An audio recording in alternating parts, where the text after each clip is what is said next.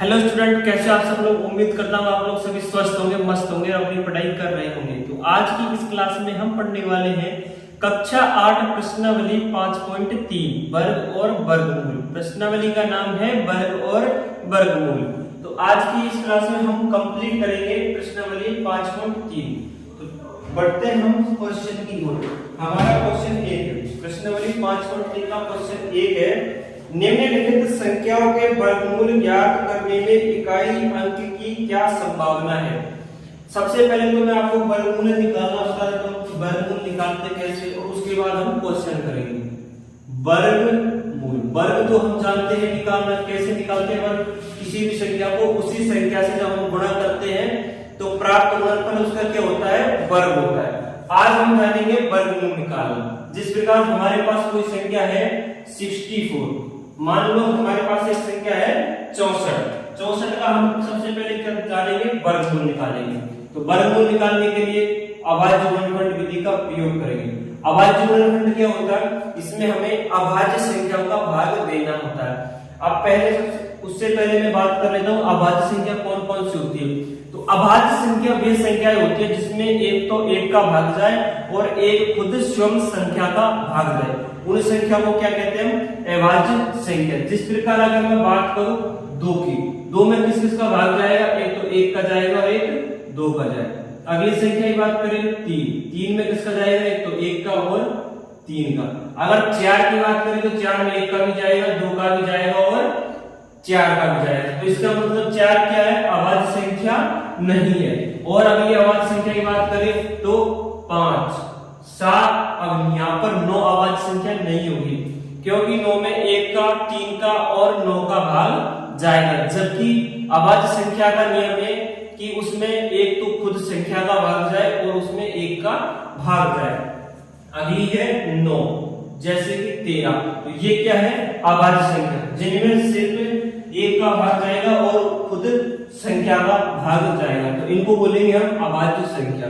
तो अभाज्य गुणनखंड विधि में हमें क्या करना होता है, अभाज्य संख्याओं का भाग देना होता है। सबसे पहले हम सबसे छोटी अभाज्य संख्या का भाग देंगे। इसमें हम भाग देंगे 2 का भाग हमने 64 में दिया तो हमारे पास आएगा 32। फिर 32 में 2 का भाग जाएगा, क्योंकि अंतिम अंक क्या है, सम 2 है, सम है, इसका मतलब 2 का भाग जाएगा 32 में 16। फिर 2 का देंगे, कितना आएगा हमारे पास 8।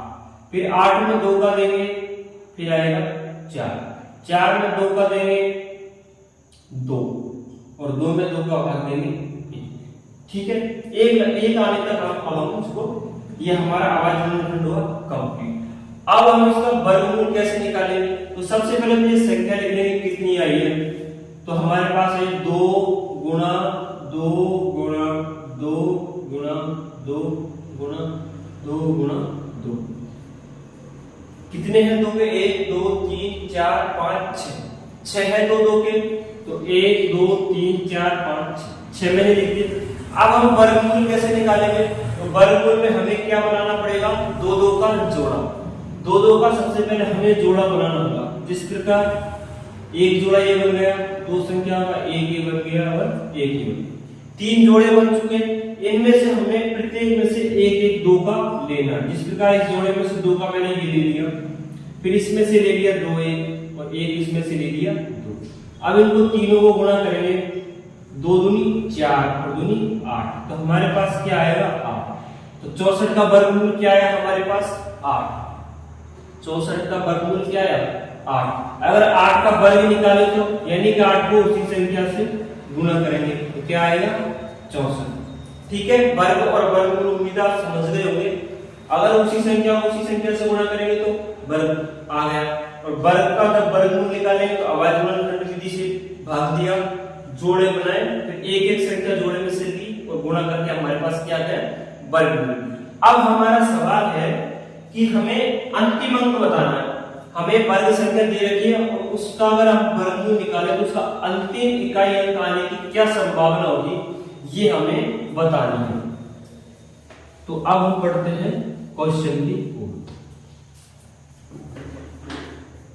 क्वेश्चन में नोट कर देता हूं पहले, निम्नलिखित संख्याओं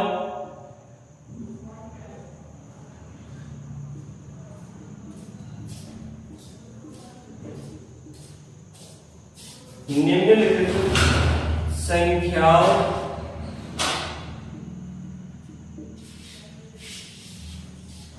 के वर्गमूल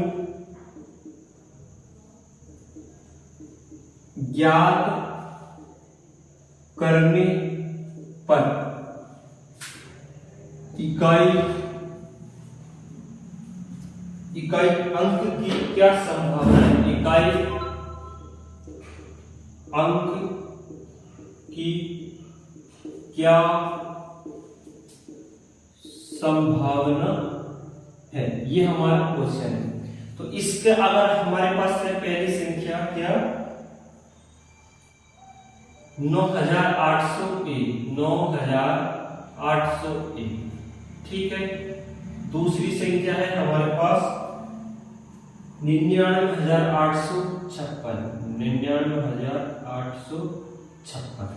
तो सबसे पहले तो मैं पूर्ण वर्ग संख्या का नियम मैंने लिखवाया नोट करके कि कौन कौन सी संख्या पूर्ण वर्ग संख्या होगी।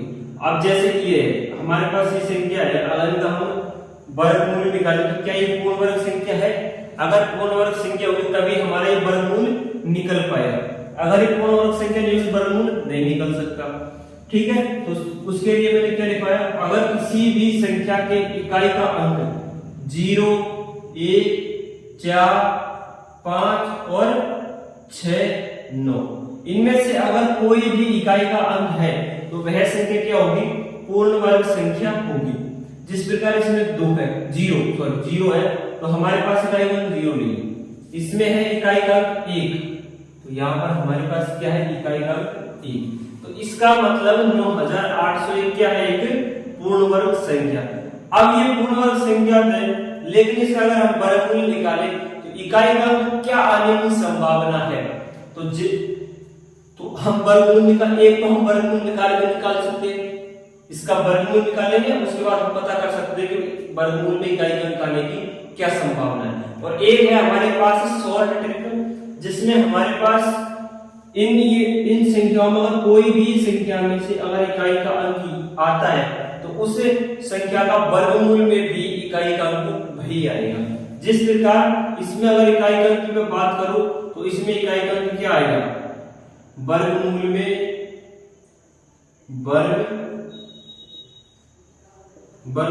इकाई का अंक क्या होगा?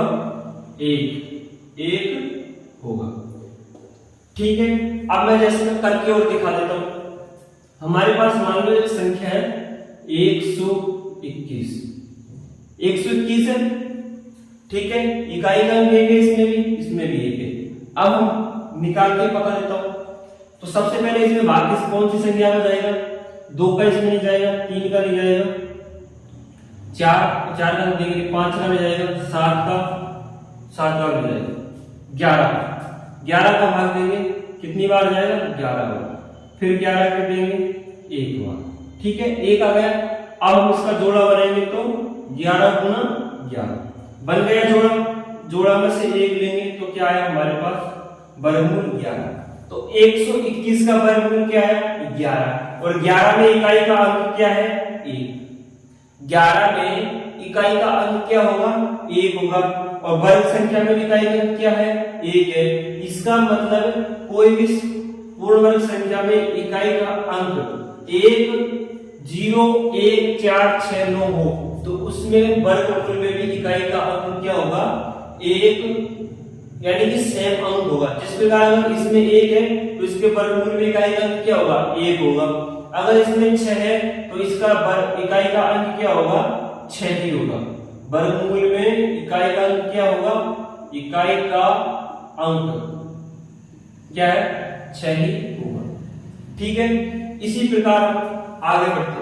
अगली संख्या है हमारे पास 998001। अगला सवाल है हमारे पास, मैं इसको पहले डिलीट कर देता हूं।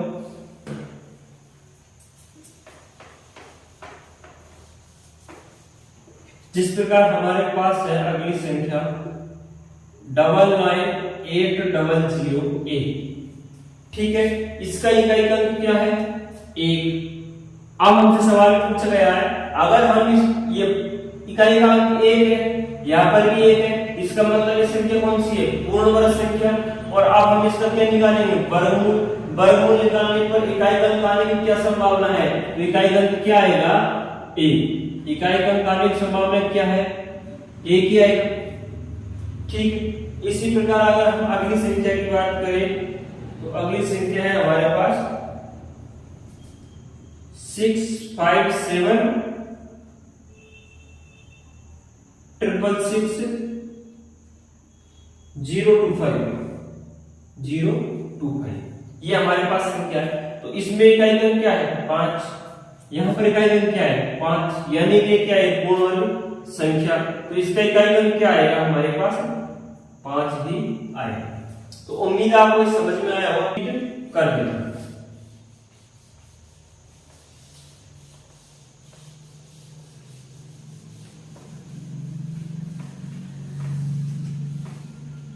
अगला है हमारा क्वेश्चन नंबर 2। बार बार घटाने की विधि से 100 और 169 का वर्गमूल ज्ञात।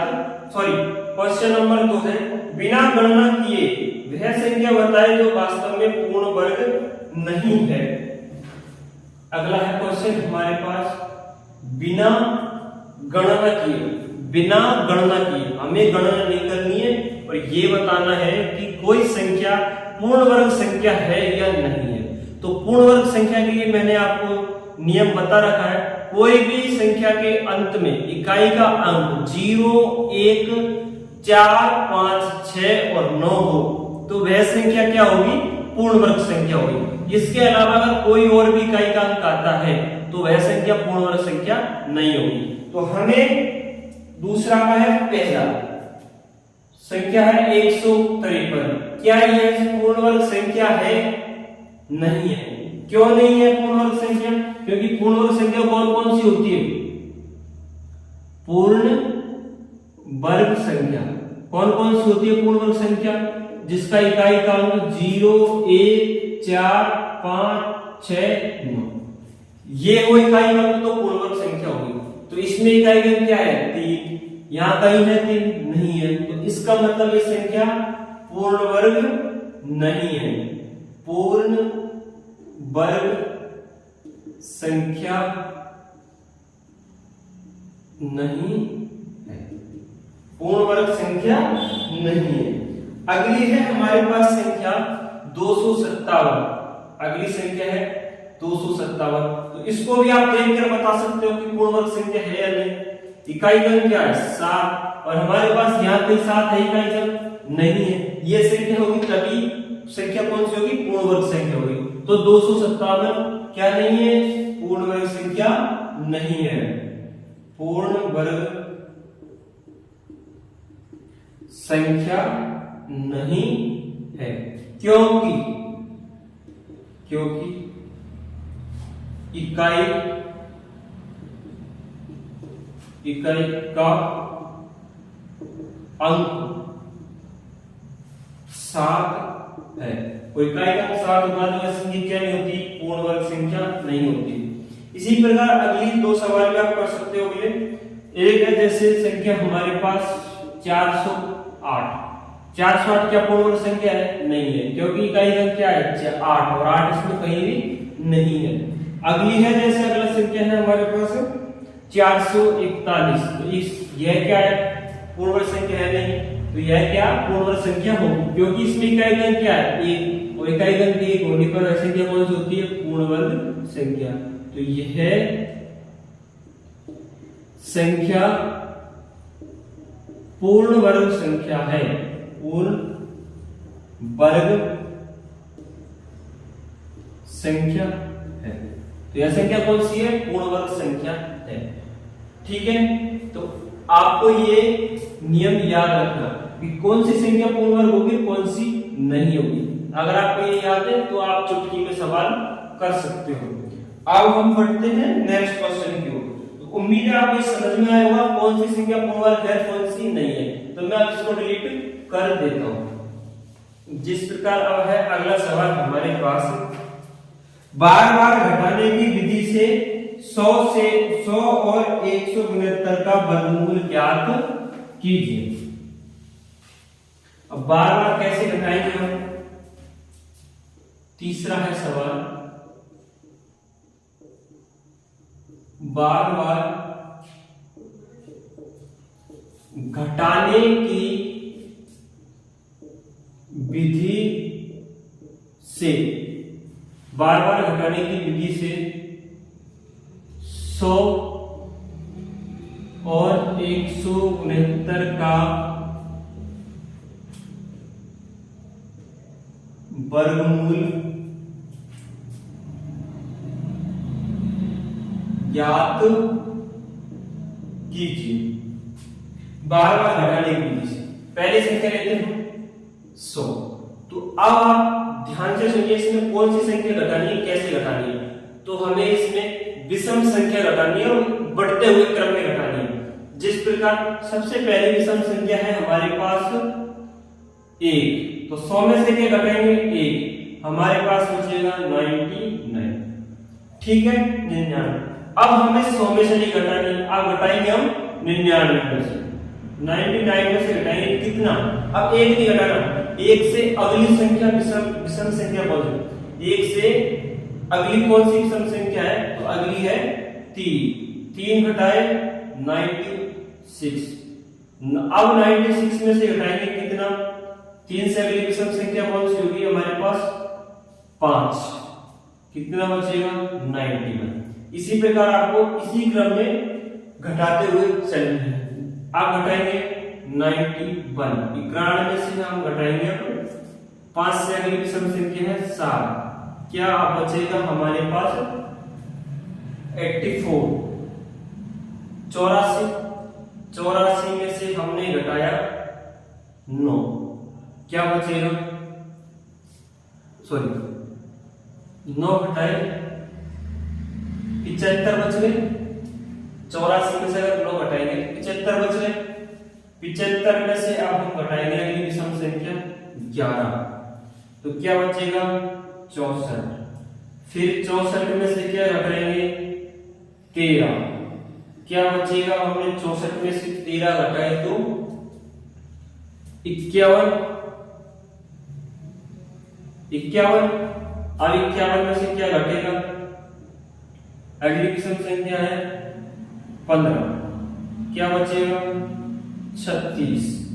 अब अगली संख्या है हमारे पास 36, क्या घटाएंगे? 17।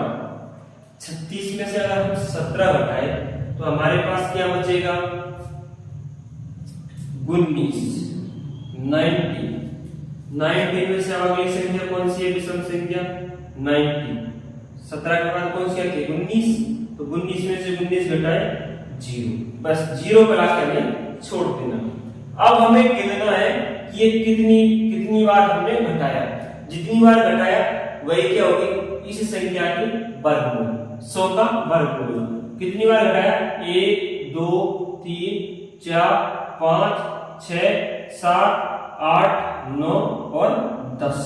10 बार घटाया तो 100 का वर्गमूल क्या होगा? 100 का वर्गमूल क्या होगा हमारे पास? 10। बस इस प्रकार आपको घटाना। 100 में से सबसे छोटी विषम संख्या, फिर उससे बड़ी, फिर उससे बड़ी, उससे बड़ी, जो घटती जाती है उसमें से घटाते जाते हैं। इस प्रकार 100 में से घटाया 99, फिर अगली बार 100 में से नहीं घटाएंगे, 99 में से घटाएंगे। 1 से बड़ी अगली संख्या है विषम 3, तो 3 घटाए 96 आया। अब हम 99 में से नहीं घटाएंगे, 96 में से घटाएंगे। कितनी? अगली विषम संख्या कौन सी? 3 के आगे 5। तो इस प्रकार हमें बार बार घटाने की विधि के द्वारा भी हम वर्गमूल निकाल सकते हैं। अब आपके लिए है सवाल 169।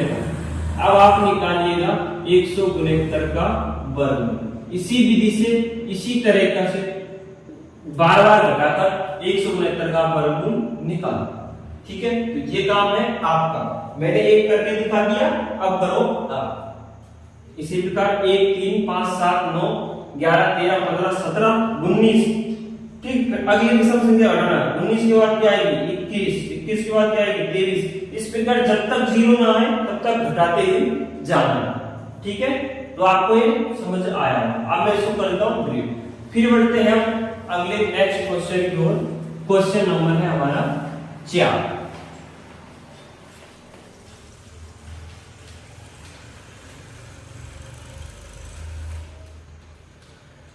अगला है हमारा क्वेश्चन, अभाज्य गुणनखंड विधि से निम्न संख्याओं का वर्गमूल ज्ञात कीजिए।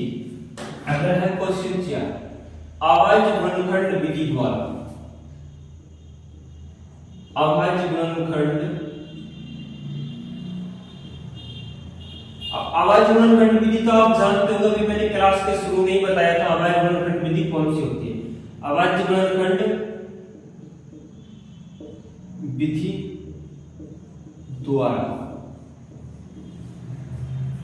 वर्गमूल निकाल। अब मैं कुछ संख्याओं का वर्गमूल निकाल के बता देता हूं, उसके बाद निकालना है। अब हमारे पास पहली संख्या है 729, 729 ये है। अब इसमें हमें अभाज्य संख्याओं का भाग देना है। अभाज्य गुणनखंड मतलब अभाज्य संख्याओं का ही भाग देते हुए चलना है।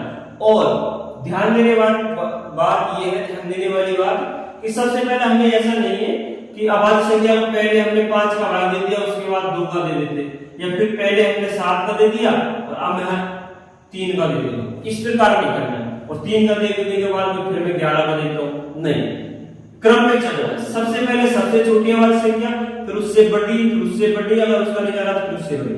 इस प्रकार हमें बढ़ते हुए क्रम में अभाज्य संख्याओं का भाग देते हुए चलना है। तो 2 का भाग दूंगा मैं 729 में तो नहीं जाएगा, क्योंकि इसका इकाई का मान क्या है, 9, विषम है, तो 2 का भाग नहीं जाएगा। तो मैं दूंगा इसमें 3 का भाग। 3 का भाग हमने 7 में दिया, कितनी बार जाएगा, 2 बार। 3 दूनी 6, एक शेष में बचेगा, 2 को हम नीचे उतारेंगे 12 हो जाएगा। 3 का भाग 12 में देंगे, हमारे पास आएगा 4। फिर 3 का भाग हम देंगे 2 में, 3 किया, ठीक है, 243 आया। फिर से 3 का भाग देंगे, कितनी बार जाएगा, 3 8 24, और 1 में दिया तो 3 1 को 3। फिर 3 का देंगे, 3 दूनी 6, 2 बचेंगे, 1 गया, 3 7 21। फिर 3 का देंगे 9, फिर 3 का कितनी बार जाएगा, 3 बार, और फिर 3 का देंगे 1 बार, ठीक है। 1 आया हमारा अभाज्य गुणनखंड कंप्लीट, 1 पे लाके हमें छोड़ते हैं, ठीक है। अब क्या करना है, जोड़े बनाएंगे। सबसे पहले तो हमारे पास क्या है, 729 का अभाज्य गुणनखंड किया तो हमारे पास है 3 गुणा 3 गुणा 3 गुणा 3 गुणा 3 गुणा 3, ठीक है। यही है 1 2 3 4 5 6 आया, 1 2 3 4 5 6, 6 3 3 गए। अब हमें क्या निकालना है, वर्गमूल। तो इसका मतलब हमें क्या बनाना है, 2 संख्याओं के जोड़े, समान संख्याओं के जोड़े में। इस जोड़े में से हम 1 3 का ले लेंगे, इस जोड़े में से भी 1 3 का ले लेंगे, और इस जोड़े में से भी 1 3 का ले लेंगे, ठीक है। अब तीनों संख्या को गुणा कर देना है। 3 को 3 से करेंगे, 3 किया 9, और 9 को 3 से करेंगे तो 9 तिया 27। तो हमारे पास 729 का वर्गमूल क्या आया, 27। बस काम खत्म। ये हुई हमारी अभाज्य गुणनखंड विधि। भाग दो अभाज्य संख्याओं का एक क्रम में संख्याओं में, ऐसा नहीं डायरेक्ट पहले बड़ी अभाज्य संख्या दे दिया फिर छोटी कर दी, ऐसा नहीं करना। फिर उसके बाद जोड़े बनाओ, जोड़े में से एक एक संख्या लो, बची हुई संख्या को गुणा करो और हमारा क्या कंप्लीट वर्गमूल निकल जाए, ठीक है। तो उम्मीद है आपको समझ में आएगा। अब मैं 1 2 संख्या को और करवा देता हूं। इसमें है 10 है और बाकी के आपको करने हैं, तो मैं इसको डिलीट कर देता हूं, फिर निकालते हैं अगली संख्या। तो अगली संख्या है हमारे पास 400। कौन सी है, 400, ठीक। 2 का भाग देंगे 200 बार, 2 का देंगे 100 बार, फिर 2 का भाग देंगे 50 बार, फिर 2 का देंगे 25 बार। अब हमारा 2 का भाग 25 में नहीं जाएगा, क्योंकि अंतिम अंक 5 और 2 का भाग 5 है, पूरी बार नहीं जाता, ठीक है। फिर भाग देंगे किसका, 3 का, तो 3 का भी नहीं जा रहा, तो फिर जाएगा इसमें 5 का, कितनी बार, 5 बार, फिर 5 का भाग देंगे 1 बार, ठीक है। आ गए गुणनखंड कंप्लीट। अब हमारे पास संख्या क्या आई, 2 गुणा 2 गुणा 2 गुणा 2 गुणा 5 गुणा 5। सेम सेम संख्याओं के जोड़े बनाने 2 2 के, ठीक है। तो 2 को जोड़ा बना दिया, 1 ये 2 और ये 3। जोड़ों में से एक एक अंक हमें लेना है।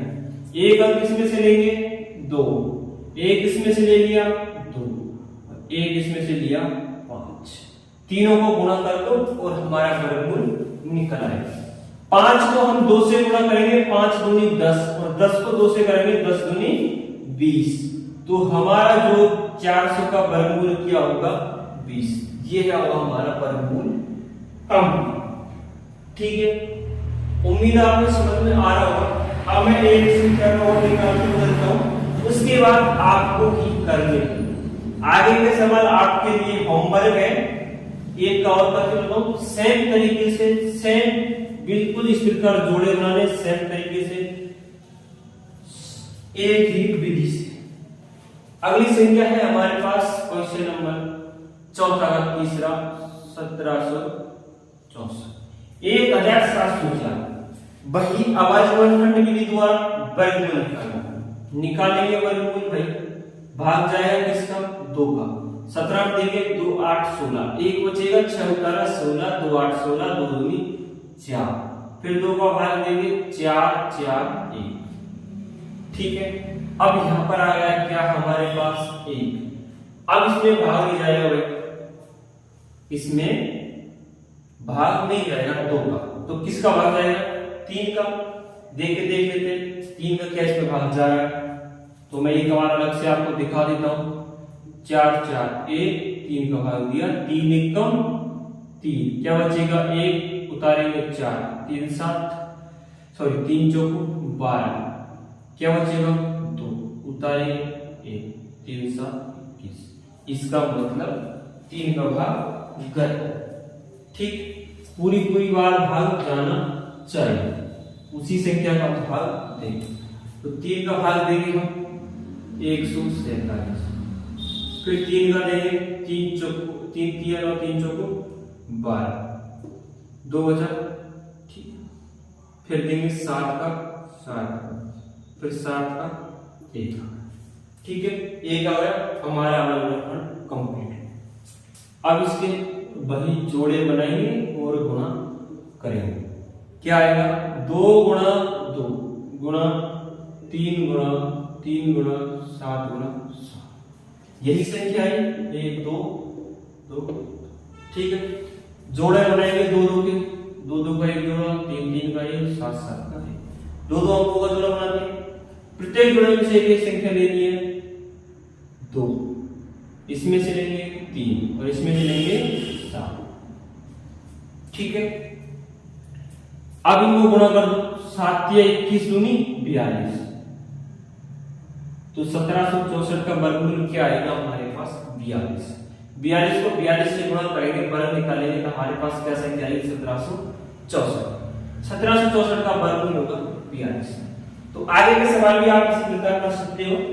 अगली संख्या है जैसे 4096, 7744, 9604, 5929, 9216, सबका इसी प्रकार सेम तरीके से आवाज गुणनखंड में यानी आवाज संख्या को भाग देके गुणनखंड लिख के जोड़ा बनाया, एक एक संख्या ली, गुणा किया और वर्गमूल कम, ठीक है। तो उम्मीद आपको समझ में आएगा। अब मैं इसको करता हूं। अब हम बढ़ेंगे नेक्स्ट क्वेश्चन की ओर। अगला क्वेश्चन है हमारा क्वेश्चन नंबर 5। अगला क्वेश्चन कौन सा है, क्वेश्चन नंबर 5। अगला भी इसी प्रकार से होगा।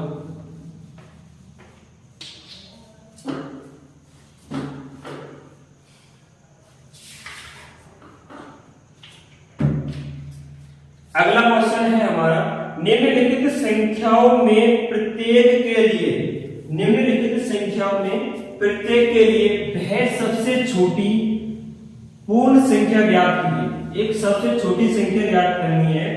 इस संख्या को गुणा करने पर यह एक पूर्ण वर्ग संख्या बन जाए।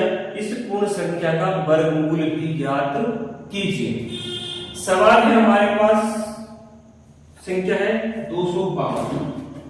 देखिए एक संख्या है 252। सवाल है 5।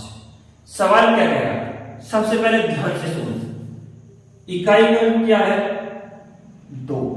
इसका मतलब ये एक पूर्ण वर्ग संख्या नहीं। पूर्ण वर्ग संख्या में इकाई गुणन क्या आता है, 0 1 5 6, 0 1 4 5 6 और 9। ये संख्या है तो वह संख्या क्या होगी, पूर्ण वर्ग संख्या। तो इसमें आ रहा 2, इसका मतलब ये पूर्ण वर्ग संख्या नहीं है। अब हमको एक संख्या ऐसी निकालनी है, एक संख्या ऐसी ज्ञात करनी है कि उस संख्या को अगर इससे हम गुणा करें, अगर इससे गुणा करें तो वह संख्या एक पूर्ण वर्ग संख्या बन जाए। ठीक है, तो किस प्रकार निकालेंगे देखते हैं। सबसे पहले हमें क्या करना है, 252 का एक अभाज्य गुणनखंड निकालेंगे। ठीक है, 252 का हम निकालेंगे अभाज्य गुणनखंड। 2 का भाग दिया 1 बार, 5 में दिया 2 बार, 2 6 की बार, फिर 2 का देंगे 6 और 3, इसमें भाग देंगे 3 का, कितनी बार जाएगा 21 बार, फिर 3 का देंगे 7, फिर 7 का देंगे 1। ठीक है, तो हमारे पास क्या आई संख्या, इसका अभाज्य गुणनखंड निकाला तो 2 5 2 का 2 गुणा 2 गुणा 3 गुणा 3 गुणा 7। तो आप सोच रहे होंगे सर जब हम जोड़े बनाते हैं तभी तो वर्गमूल निकलता है, लेकिन इसमें 2 तो जोड़े बन गए लेकिन एक जोड़ा नहीं बना। अरे भाई 7 का जोड़ा नहीं बना। ठीक है, तो जिस भी संख्या का अगर जोड़ा नहीं बनता है तो उसी संख्या से 252 को गुणा कर दो। ठीक है, कोई भी संख्या का अभाज्य गुणनखंड निकाला, जिसका भी जोड़ा नहीं बना उसी संख्या से गुणा कर दो और जो गुणनफल आएगा वह संख्या क्या होगी, पूर्ण वर्ग संख्या होगी। तो हमसे सवाल में पूछा गया है कि सबसे पहले तो वह संख्या ज्ञात करो जिससे गुणा करने पर वह संख्या क्या बन जाए, पूर्ण वर्ग संख्या बन जाए। तो हम 252 को 7 से गुणा करेंगे तो एक पूर्ण वर्ग संख्या बन जाएगी। उसके बाद पूछा है कि उस संख्या का वर्गमूल भी ज्ञात कीजिए, उस संख्या का वर्गमूल भी ज्ञात कीजिए। तो सबसे पहले हम क्या करेंगे, 252 को 7 से गुणा करेंगे और पूर्ण वर्ग संख्या बनाएंगे। पूर्ण वर्ग संख्या कैसे बनाते हैं, तो उम्मीद है आपको समझ में आया होगा कि जिसका भी जोड़ा नहीं बने उसी को गुणा कर दो, बस जिसका भी जोड़ा नहीं बने उसी को गुणा कर दो, वह संख्या क्या बन जाएगी, पूर्ण वर्ग संख्या बन जाएगी। तो सबसे पहले तो मैं गुणा करता हूं 252 को 7 से। 7 को 2 से दिया, 7 दूनी 14, हासिल की 1, 7 में जो 35 और 1 36 का 6, हासिल की 3, 7 दूनी 14, 14 और 3 17। तो हमारे पास क्या है एक संख्या 1764, यही है। अब हमें सवाल में पूछा गया है कि जो पूर्ण वर्ग संख्या बनी है उसका हमें वर्गमूल भी ज्ञात करना है। तो अब हम क्या करेंगे भाई, अभाज्य गुणनखंड विधि द्वारा इसका वर्गमूल निकालेंगे। सबसे पहले 2 का भाग देंगे, 8 बार जाएगा, 1 बचेगा, फिर 8 बार जाएगा और 2, फिर 2 का देंगे, 2 चौको 8, 2 चौको 8, 2 1 का 2, फिर इसमें जाएगा 3 का, 3 1 कम 3 और 3 चौको 12, 3 7, फिर 3 का जाएगा, 3 चौको 12, 3 9 27, फिर 2 7 का जाएगा, 7 का भाग जाएगा 7, फिर 7 का जाएगा 1। ठीक है, अब हम क्या करेंगे, इसका वर्गमूल निकालने के लिए गुणा करेंगे। पहले तो जोड़ा बनाएंगे, तो 1764 को हम किस प्रकार लिखेंगे, 2 गुणा 2 गुणा 3 गुणा 3 गुणा 7 गुणा 7, इस प्रकार लिख लें। अब वर्गमूल निकालने के लिए हमें क्या करना है, जोड़े बनाने हैं। तो ये हमने जोड़े बना दिए। ठीक है, अब इन प्रत्येक जोड़े में से हमें एक एक संख्या लेनी, 3 में से ले ली 1 और 7 का में से ली 1। ठीक है, तीनों जोड़ों में से एक संख्या ले ली, हमने बना दिए जोड़े। इसमें जोड़ा नहीं बना तो हमने 7 से गुणा कर दिया, पूर्ण वर्ग संख्या बन गई। तो हमने अभाज्य गुणनखंड विधि द्वारा इसके जोड़े बना लिए, एक एक संख्या ले ली। अब गुणा करेंगे, 7 की 21 दूनी 42, क्या आएगा 42। तो जो हमारे पास संख्या थी प्रश्न में 252, सबसे पहले आवाज गुणनखंड विधि द्वारा इसका गुणनखंड किया, जिस संख्या का जोड़ा नहीं बना उससे उसको गुणा किया, 252 को 7 से। पूर्ण वर्ग संख्या बन गई, पूर्ण वर्ग संख्या को हमने आवाज गुणनखंड किया, जोड़ा बनाया, जोड़े में से एक एक संख्या ली, तीनों को गुणा किया तो हमारे पास आया 42। तो ये क्या होगा, उस संख्या का वर्गमूल। तो उम्मीद है आपको ये समझ में आया होगा। इसी प्रकार आगे के भी आप सारे सवाल कर सकते हो। एक दो सवाल और करके दिखा देता हूं मैं, उसके बाद आगे के सवाल आपको करने। अगली संख्या अगर मैं लूं तो अगली संख्या में क्या 1008 ले लूं, अरे भैया की संख्या 1008 ले लूं और बाकी के आप कर सकते हो सेम तरीके से। जिसका जोड़ा नहीं बने गुणा करो, पूर्ण वर्ग संख्या बनाओ, आवाज गुणनखंड करो, जोड़े बनाओ, प्रत्येक जोड़े में से एक एक संख्या लो और उन संख्याओं को गुणा करके वर्गमूल निकालो। ठीक है, जिस प्रकार मैंने अगली संख्या ली 1008। ठीक है, तो सबसे पहले तो 1008 का क्या निकालेंगे हम, आवाज गुणनखंड, 2 का भाग देंगे, 2 3 जो 10, 0 के 0 4, फिर 2 का देंगे, 2 1 कम, 2 2 दूनी 4, 1 बचेगा, 2 3 जो 10 और 2 दूनी 4, 252। फिर 2 का देंगे 1, 2 दूनी 4 और 26, फिर 2 का भाग देंगे 6 और 3, फिर 3 का देंगे 21, फिर किसका देंगे, फिर 3 का जा रहा 7 और फिर 7। ठीक है, एक बार ये हुआ हमारा अवांछित गुणनखंड। अब हमें इसको सबसे पहले किस प्रकार लिखें, गुणा में लिखें तो हमारे पास संख्या क्या है, 2 गुणा 2 गुणा 2 गुणा 2 गुणा 3 गुणा 3 गुणा, यही संख्या है हमारे पास, 2 2 के 4 4, 3 3 के 2। ठीक है, अब इसमें क्या करना है, 2 2 के जोड़े बन चुके हैं, बन गए, तो एक संख्या कौन सी बची हमारे पास, 7 बच गई। तो करना कुछ नहीं है, 7 से इसको गुणा कर दो, 1008 को 7 से गुणा कर दो और संख्या पूर्ण वर्ग संख्या बन जाएगी। तो 1008 को गुणा करना है हमें 7, जिसका जोड़ा नहीं बने उसी से गुणा कर दो, 7 से गुणा किया, 7 सूत्र नहीं था, 7 8 56 का 6, हासिल 5 लगेगी, 7 को 0 से गुणा किया 0 और 5 0, 7 एकम 7। ठीक है, तो ये क्या बन गई, ये पूर्ण वर्ग संख्या। पूर्ण वर्ग संख्या क्या है, 7056। अब हमारे सवाल में क्या दिया था कि जो पूर्ण वर्ग संख्या बने उसी का वर्गमूल भी निकालो भाई। चलो ठीक है, वर्गमूल भी निकाल लेते हैं। वही आवाज गुणनखंड विधि द्वारा कितनी बार जाएगा, 2 3 6, 1 बचेगा 0, 2 3 जो 10, 2 दूनी 4, 2 8 का 16, फिर 2 का देंगे, 2 1 कम 2, 2 7 14, 2 6 12 और 2 4। ठीक है भाई, अब क्या करना है, फिर 2 का देना है, 2 8 16 और 2 8 और 2 दूनी 4, यही आएगा भाई। फिर 2 का देंगे, 4 4 1, फिर 2 का देंगे 2, नहीं सॉरी 1 मिनट, 2 दूनी 4, 2 दूनी 4, तो 2 का भाग तो इसमें जाएगा नहीं, इकाई का 1 है तो 2 का तो जाएगा, 3 का देंगे, कितनी बार जाएगा, 3 1 कम 3, 3 4 12, सॉरी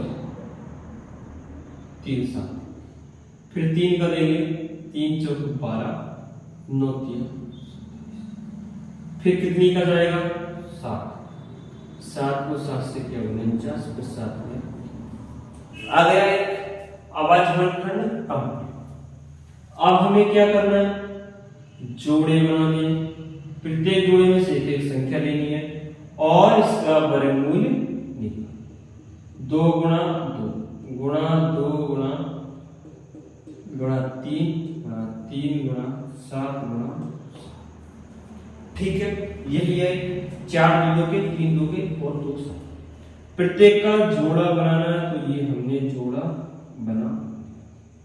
बन गया जोड़ा। प्रत्येक जोड़े में से हमें एक एक संख्या लेनी है। 2 में से 1 लेंगे, ये 2 आ गया।